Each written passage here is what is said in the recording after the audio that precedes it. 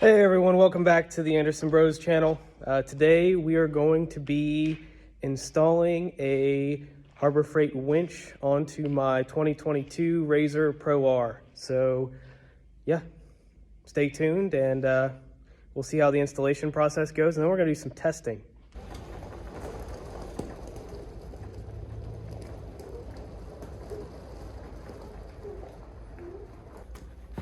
Now that pilot's out of the way, let's go ahead and get to the Pro R.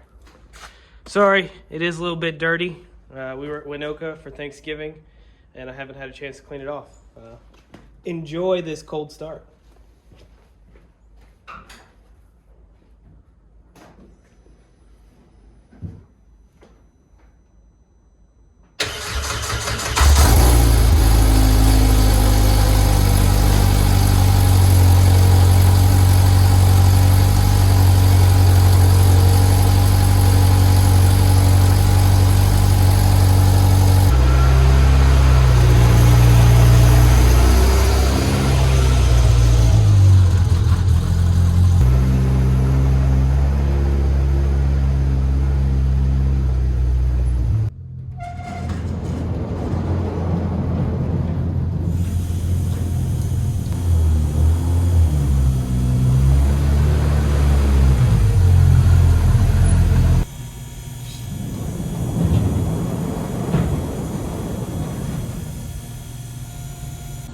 All right, before we get started, I want to let you know that this heater back here is very noisy, so apologize in advance for that. It is a brisk 30 degrees outside here in Kansas. Fortunately, we do have the insulated shop to work in. Thanks, Dad. And yeah, let's go ahead and dive into this installation. All right, so let's take a look and see what we got. So we got some, from the Super ATV box, we have some hardware. We do have a, what I can assume is a winch plate.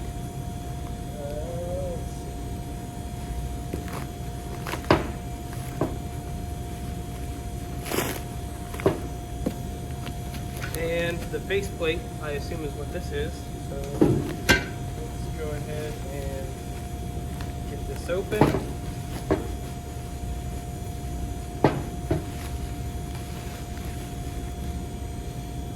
There it is. So the winch should sit right down in there. Looks like these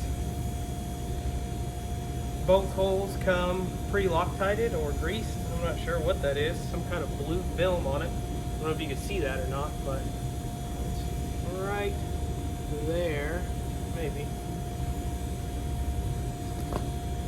And then this looks like it is the cover for it. Packaging is good. Box leaves a little to be desired. So I believe this will go just like this on the front, maybe. No? Assume it's S, so it goes like this.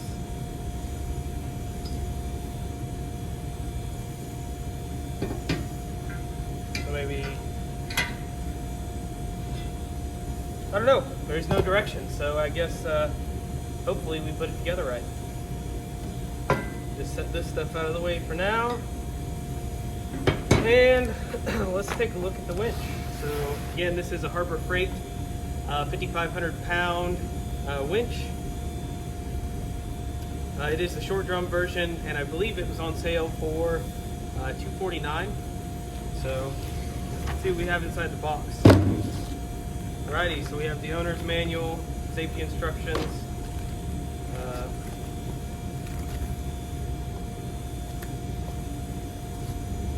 Not sure what that is. Maybe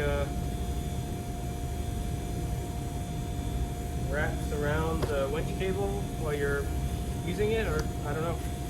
It comes with a really pretty hefty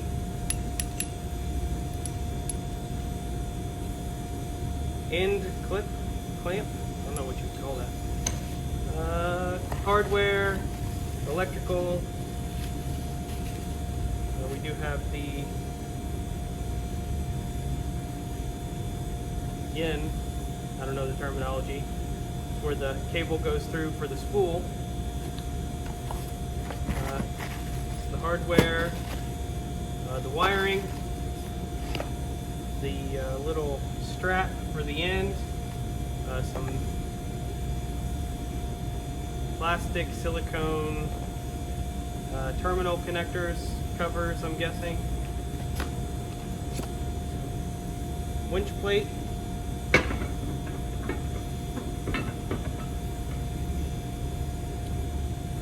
Does not look like it fits there, but I guess we'll see. What's in this box here? Huh. I'm guessing this is the relay to control the wrench. So one of the good things about the Pro R is that it does have a full-size alternator and battery, so it doesn't have a stator like your XP Turbos or your XPs, the older machines. They just don't have enough motor or something to run a regular alternator. I know that they sell aftermarket kits for it, but they don't actually come with a full-size alternator. So continuing on here, let's move this styrofoam. We have the control. Well, that's nice. So let's pull this out. So it comes with both a very long remote that plugs in, and then also the UTV switch. It's cool. And then we have some power wire. This looks like ground. This looks like positive. I'm guessing for the relay. And then we have more power wire.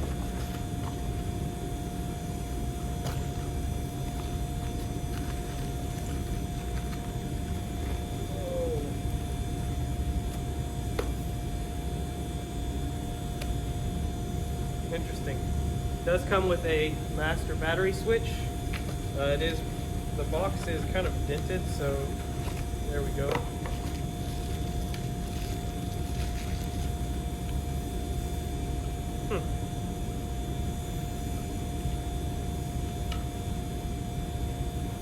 Probably so you can turn the winch on and off. I don't know if there's any parasitic draw with it, but yeah, so you can see that. And then some more hardware for that. Now we have the winch itself. So let me drop this on the floor. It doesn't look like, oh, it is open. So the winch comes pre-spooled. It does have nylon cable, or non-steel cable, I guess. So yeah, I'm excited. Alrighty, let's get to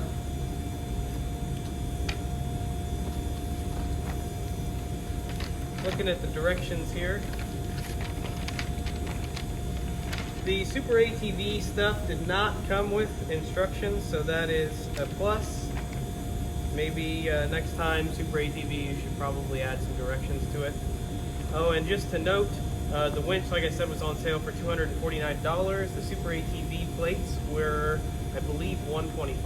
I will link both of them in the description below. It is nice. There is a diagram in the owner's manual for the winch itself that does show how to wire it. So, yeah. Let's get on to the installation. Alright, so these 4 bolts here are a T40.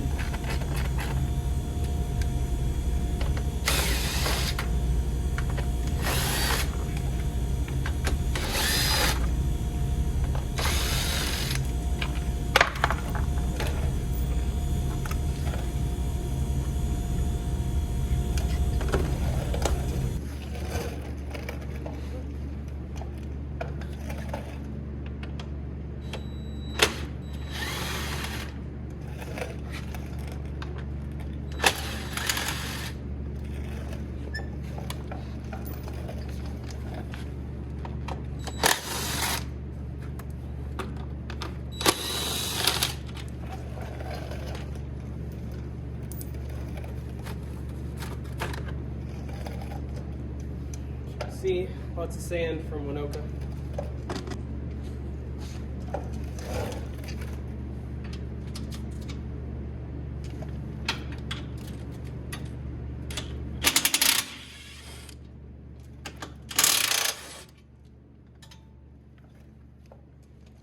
bolts are 15 millimeter.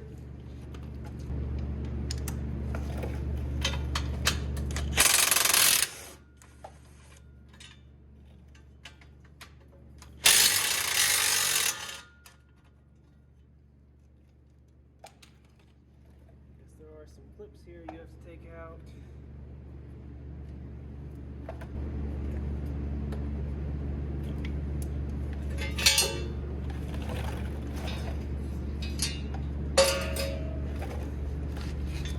This is gonna go on here. So it does look like it has some hooks, so it does hook into the frame right here. And that's sweet. It's got a little screw hole to keep this locked in. I'm gonna be able to run the stock bumper anymore, so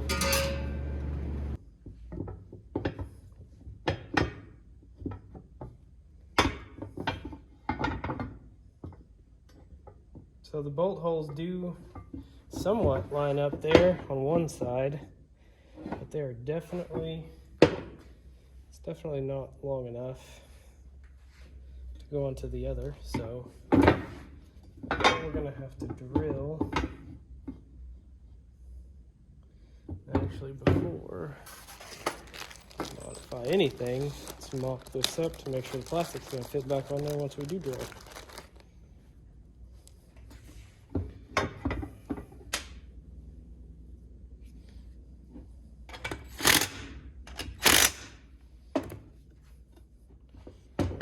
Shouldn't move.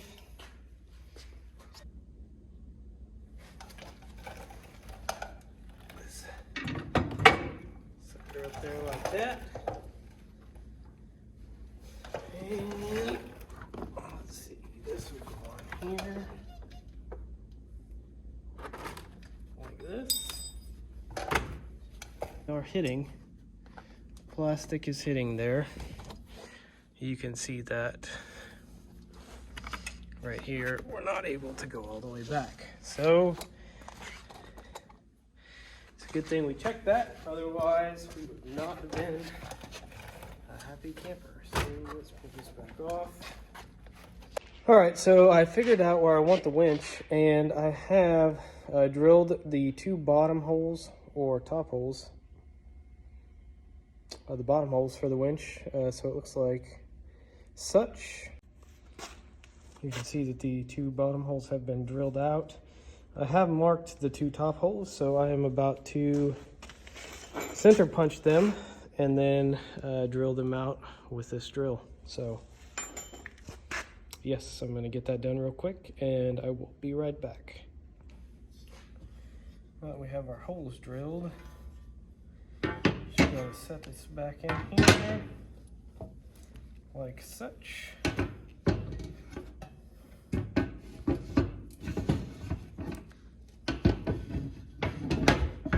So kind of an FYI, the winch will be upside down. If it is right side up, it does hit on the plastic.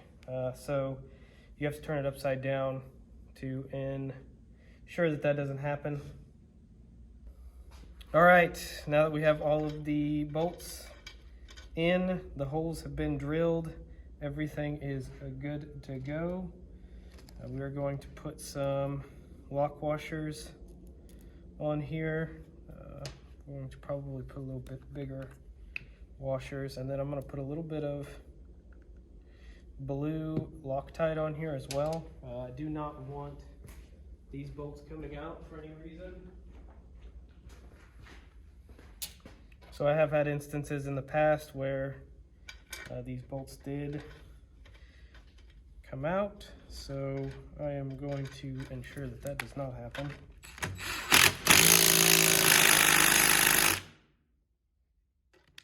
So it is going to sit in there like this. This is right side up. However, again, the winch itself will be upside down, and that is the only way that it would work, because this piece here hits the outer trim. Or you have to put it upside down and move it into the middle to prevent that from actually happening. So now that the winch is actually mounted, I feel confident about that. Let's go ahead and get it back on the car.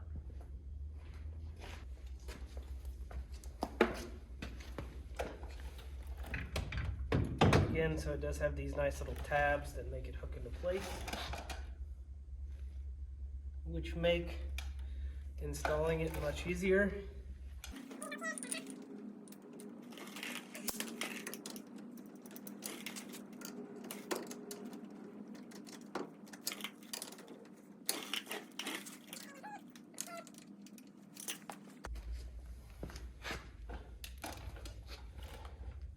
So I will have to figure out how I'm going to do this. But for the time being, we're just going to get it on.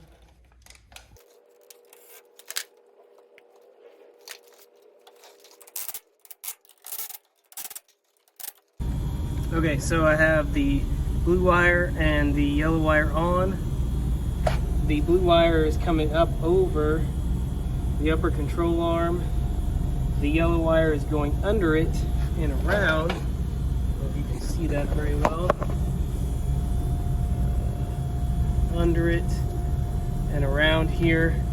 I do have it zip tied right up here. I have it zip tied right here, and then it goes up through the firewall.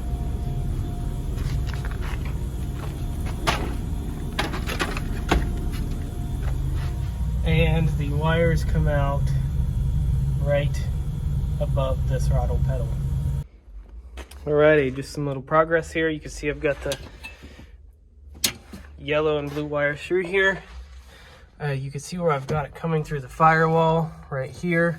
It's going down through here. I did have to take all of these bolts out and slide the wires down through there, grab them and run them up under and come out through here. It is a huge pain. You don't actually need to remove any of this other stuff. I did that without knowing, so just kind of a pro tip there. All right, so I just finished putting this plate on. Everything went back together as it should. You put this piece of plastic on, and then this bolts to that plastic. So just to kind of recap here, we did run the wires from the winch up through the firewall.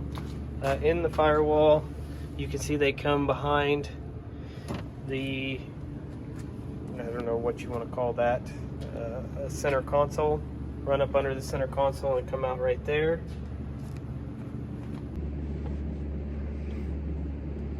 So the next course of action is to go out and actually test it. I don't have the wires ran behind the dash for the switch that goes on the dash because it is going to be fun, and I don't feel like doing that today. So I also need to put the remote location for the controller, which for right now I'm just going to zip tie and leave under the seat. The Pro R is a lot more of a challenge to get under the hood. So in the XP series of RZRs, the front, I guess, hood came off and made it very easy to access things under the front end. However, with the Pro R, it is not that easy, and so everything is a lot more challenging, and it is a little harder to get to behind the dash and things of that nature. So I will do that later on, but for the video, I wanted to see that the winch did fit. It is very tight, so I don't know if the long barrel would actually fit behind there, and then I also do need to either burn out a plate or get a different one of these. I don't know what this would be called, where the winch rope goes to keep it from getting pinched or broken on the metal there. So Outside of that, you know, you just really have to buy the Super ATV winch plates, drill the 4 holes in the plate for the Harbor Freight winch, and then everything else should go together relatively easily. I would say, you know, this probably took me 2 hours to do. Expect it to take 2 to 4 hours depending on your level of competency with doing things like this. So yeah, with that being said, let's go do some pulls on the winch and see how strong it is with this really heavy car. So we'll see you here in a minute. As you can see here, we have it on a pretty good incline. So the winch is hooked up to the old trusty 4Runner, and yeah, we're gonna see if it's got the juice with the RZR off first to drag it up this nice embankment, or if the 5,500 pound winch, it just isn't enough. So all right, make sure we are in neutral. We are not.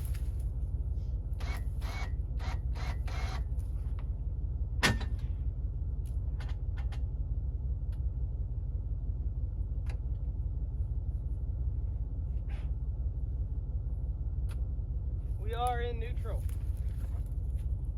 Car is off.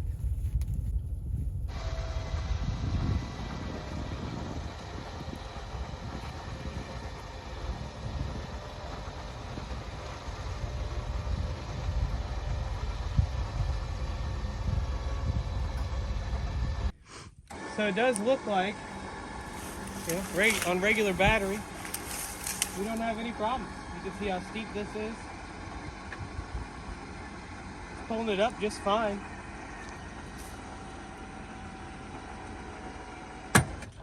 Uh-oh. Trouble in paradise. So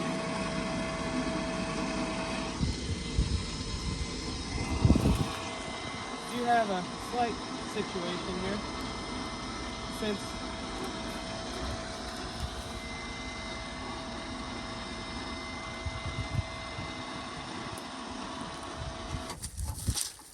Since it doesn't have the faceplate on the winch, I will be buying a new rope. You can see that it's rubbing real hard on the top.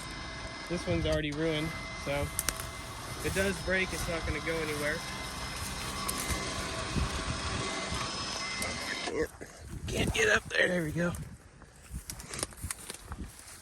Put it in park, take the pressure off. Oh yeah, you need the fair lead. I can't get that to focus. Yeah, so again, this was really just to test the winch. I assumed something like this might happen. What happened likely is that since it doesn't have the fair lead, yeah, that piece, because this bracket is too long for it, it's actually, the bolt holes are like right here. Again, I had anticipated buying a new rope because I wanted to test this for everyone today and not wait, but it does look like it did pull it up to here. So I mean, I assume with the car running and it getting better amperage that, you know, you won't have any problems. I think the 5,500 pound winch is pretty good.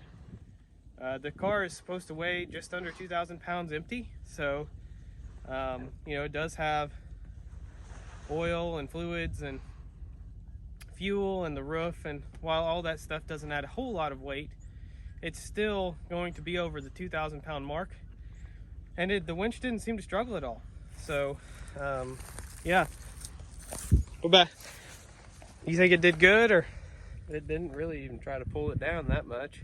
Pulling it up this, and it doesn't really show that well on camera, but it is pretty steep right here.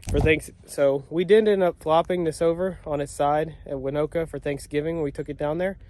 It wasn't, I wouldn't say rollover. What ended up happening was, as we came around a sharp corner, I didn't know that there was like a 5-foot ledge on the other side of the track. We got sucked into that 5-foot drop off, and then as we hit the bottom, the car gracefully laid over. Probably So put up that picture too. yeah, I'll show a picture here in a second, but it didn't actually do any damage to the car at all. It did knock the passenger side door out of alignment. That was easily fixed, but nothing was broken. There were no issues. So one thing that's very interesting though is that Colton here pulled me up out of that hole with his Turbo S. Tell us how that was. I've got a I think it's a 4,000 pound Warn winch on mine, and it was doing okay, but with my machine running and the light bars on, because it was at night, I could only pull for so long, and it would start flashing the power steering light, and then the lights would start flickering, and then it would start flashing the low battery light after probably, I don't know, about 10 seconds of pulling every time. So we'd have to let it charge back up and then try to pull and charge and pull and charge and pull, because this machine's so heavy, and trying to pull it through the very deep sand, soft sand. Yeah, so I mean, that would probably make a difference. I mean, if this was sand, you know, it would probably pull a little harder. But again, considering that we're here at the bottom and we're looking straight, I mean, yeah, you can see I mean, it's pretty steep. So for it to not really bog down or have any issues while it's pulling it up that, I mean, it's pretty impressive for a $250 winch, honestly. So yeah, anyway, we're going to put all of this stuff away, and it's like 25 degrees out here and getting cold, so I don't want to take up any more of your time. Thanks for watching. Have a great day.